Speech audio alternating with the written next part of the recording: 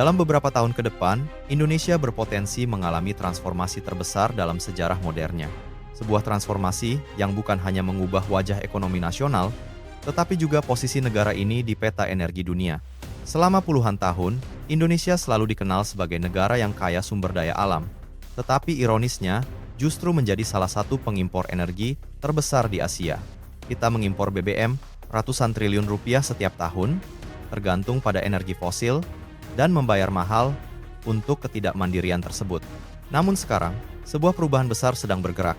Sebuah arah baru sedang dibentuk, dan sebuah visi besar mulai menunjukkan wujudnya. Visi itu adalah Indonesia menjadi swasembada energi. Bahkan lebih jauh lagi, menjadi pengekspor energi hijau terbesar di Asia Tenggara. Semua ini bermula dari sebuah deklarasi berani.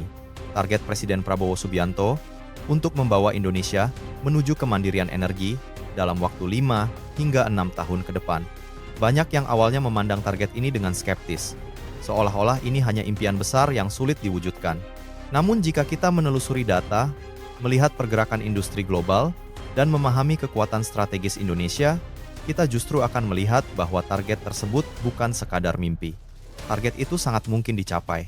Bahkan lebih dari itu, Indonesia bisa melampauinya dan menjadi pemain dominan dalam peta energi Asia. Untuk memahami betapa besar potensi ini, kita harus kembali ke dasar. Indonesia adalah negara yang dianugerahi sumber daya energi terbarukan dalam jumlah yang luar biasa besar. Menurut Kementerian ESDM, potensi energi terbarukan kita mencapai sekitar 3.600 gigawatt. Sementara, data dari Pusat Penelitian dan Pengembangan Teknologi Kelistrikan menyebutkan total potensi bisa mencapai 7.879 gigawatt. Bandingkan angka itu dengan kapasitas listrik Indonesia saat ini, yang baru sekitar 105 gigawatt. Dengan kata lain, potensi energi hijau Indonesia adalah 70 kali lipat dari seluruh listrik yang kita pakai hari ini. Ini bukan potensi yang kecil, bukan potensi yang setara dengan negara-negara Asia Tenggara lainnya, tetapi potensi kelas raksasa yang hanya dimiliki negara dengan kombinasi geografis unik seperti Indonesia. Sayangnya, selama ini potensi tersebut belum benar-benar tersentuh. Banyak desa masih gelap, banyak wilayah masih kekurangan listrik, dan sebagian sistem kelistrikan masih mengandalkan energi fosil yang mahal dan tidak efisien. Padahal, jika memanfaatkan energi terbarukan secara optimal, Indonesia bisa tidak hanya memenuhi kebutuhan domestiknya, tetapi juga menjadi pemasok energi untuk negara lain. Itulah mengapa visi swasembada energi sebenarnya bukan visi yang berlebihan. Ini adalah visi yang datang dari pemahaman terhadap data dan kesadaran akan peluang besar yang selama ini belum dimaksimalkan. Lalu, mengapa momentum ini begitu tepat sekarang? Jawabannya terletak pada perubahan global yang sangat besar. Dunia sedang bergerak meninggalkan energi fosil. Negara-negara besar seperti Amerika Serikat, Uni Eropa, dan Cina sedang berlomba mengurangi emisi karbon. Teknologi kendaraan listrik berkembang pesat, energi surya dan angin menjadi semakin murah, dan permintaan akan energi hijau melonjak dengan cepat. Transisi besar-besaran ini menciptakan peluang ekonomi baru yang sangat besar, dan Indonesia berada pada posisi strategis untuk menjadi salah satu pemainnya. Energi terbarukan seperti tenaga surya dan tenaga angin memang memiliki banyak keunggulan, tetapi mereka juga memiliki satu kelemahan besar, sifatnya yang tidak stabil atau intermiten. Matahari tidak selalu bersinar, angin tidak selalu berhembus. Karena itulah seluruh dunia membutuhkan teknologi penyimpanan energi, khususnya baterai berskala besar, untuk menjaga kestabilan suplai listrik. Dan inilah yang membuat Indonesia menjadi sangat penting. Kita tidak hanya memiliki potensi energi terbarukan, tetapi juga memiliki bahan baku inti untuk baterai, nikel, kobalt, litium, dan grafit. 4 bahan ini adalah komponen fundamental dalam industri baterai modern. Bahkan, permintaan global terhadap nikel Indonesia meningkat tajam karena Indonesia kini menjadi salah satu produsen terbesar di dunia. Banyak orang belum menyadari bahwa bahan baku baterai adalah minyak baru. Jika di abad ke-20 negara-negara kaya minyak menjadi pusat kekuatan energi, maka di abad ke-21 negara yang memiliki sumber daya baterai akan mendominasi. Indonesia memiliki modal itu. Bahkan tambang nikel di Australia banyak yang tumbang karena tidak mampu bersaing dengan biaya produksi nikel Indonesia. Negara-negara besar seperti China dan Korea Selatan berebut membangun pabrik baterai di Indonesia. Hal ini menunjukkan bahwa dunia sangat bergantung pada kita untuk masa depan energi bersihnya. Namun yang lebih menarik lagi, Indonesia tidak hanya berhenti pada bahan mentah. Dalam beberapa tahun terakhir, langkah-langkah strategis telah dilakukan untuk mengembangkan industri energi terbarukan di tanah air. Dan langkah terpenting yang menjadi titik balik adalah kesepakatan ekspor listrik hijau ke Singapura. Ini bukan rumor, bukan rencana yang masih di atas kertas, tetapi perjanjian yang sudah disepakati antara dua negara. Mulai tahun 2027, Indonesia akan mengekspor listrik hijau ke Singapura melalui kabel bawah laut. Ini akan menjadi pertama kalinya Indonesia mengekspor listrik dalam skala besar ke negara lain. Dan lebih menarik lagi, ekspornya adalah energi hijau, bukan fosil. Singapura sendiri menargetkan untuk mengimpor 4 gigawatt listrik hijau pada tahun 2035. Dan dari jumlah itu, 3,4 gigawatt akan disuplai dari Indonesia. Artinya, lebih dari 80% kebutuhan listrik hijau impor Singapura akan berasal dari Indonesia. Ini adalah pencapaian besar yang mencerminkan betapa strategisnya posisi Indonesia dalam peta energi Asia Tenggara. Bahkan, Singapura setuju untuk memenuhi syarat-syarat yang jauh lebih berat dibandingkan era sebelumnya. Jika dulu mereka hanya diwajibkan membangun pabrik panel surya di Indonesia, sekarang mereka harus membangun pabrik kabel tegangan tinggi, data center raksasa, fasilitas penyimpanan energi skala besar, dan berbagai infrastruktur pendukung lainnya. Total nilai investasi yang harus mereka gelontorkan mencapai 10 miliar dolar atau sekitar 160 triliun rupiah.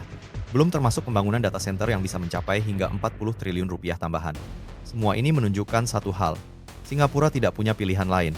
Mereka terpaksa bekerja sama dengan Indonesia karena kondisi geografis dan ekonominya tidak memungkinkan mereka membangun PLTS skala besar.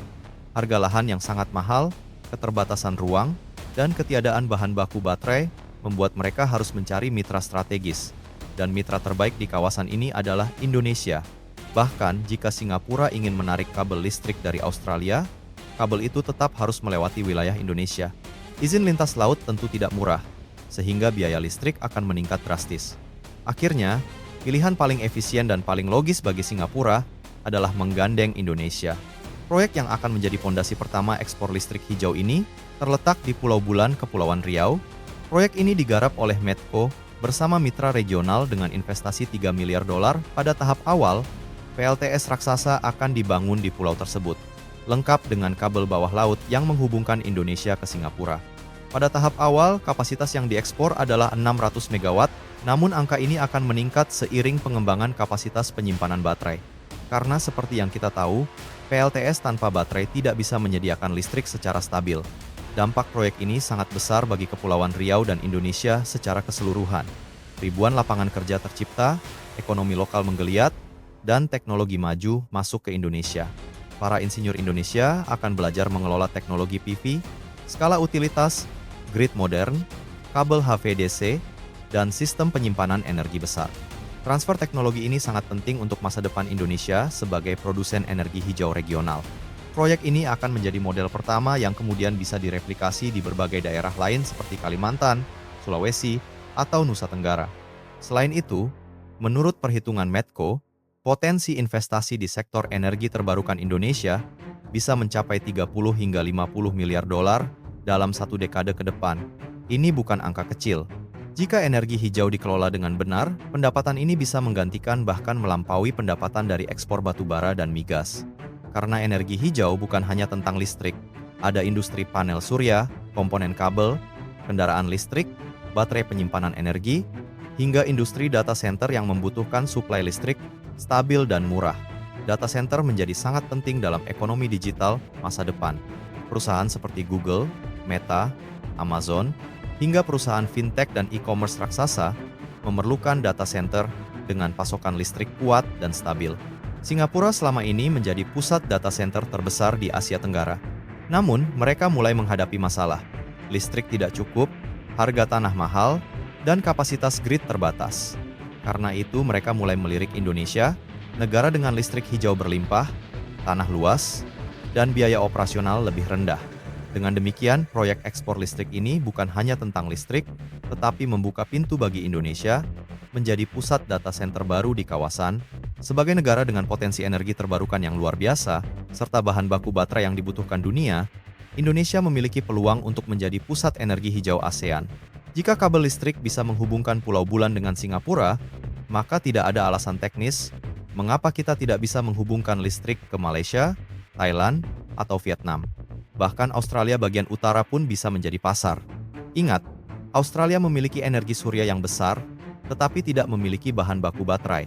Sementara Indonesia justru memiliki semuanya: surya, angin, hidro, panas bumi, dan bahan baku penyimpanan energi. Pertanyaannya, sekarang bukan lagi tentang potensi, tetapi tentang pilihan. Apakah Indonesia akan mengambil peran besar ini?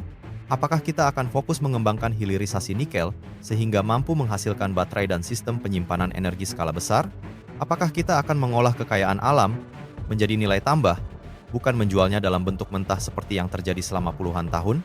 Jika Indonesia berani mengambil langkah strategis ini, maka pada tahun 2030 hingga 2035 kita bukan hanya akan mencapai kemandirian energi, tetapi juga menjadi negara penentu arah energi kawasan.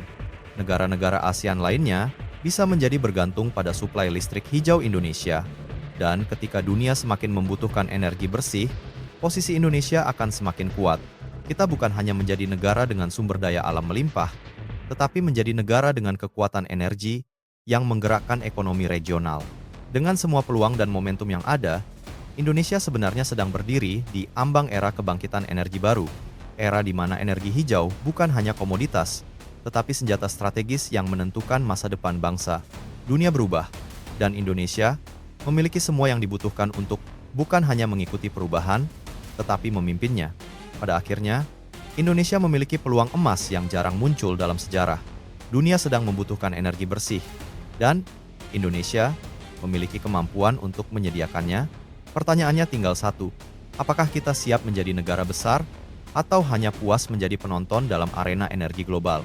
Jika kita memilih untuk maju, maka tidak ada yang bisa menghentikan Indonesia menjadi powerhouse energi hijau Asia Tenggara.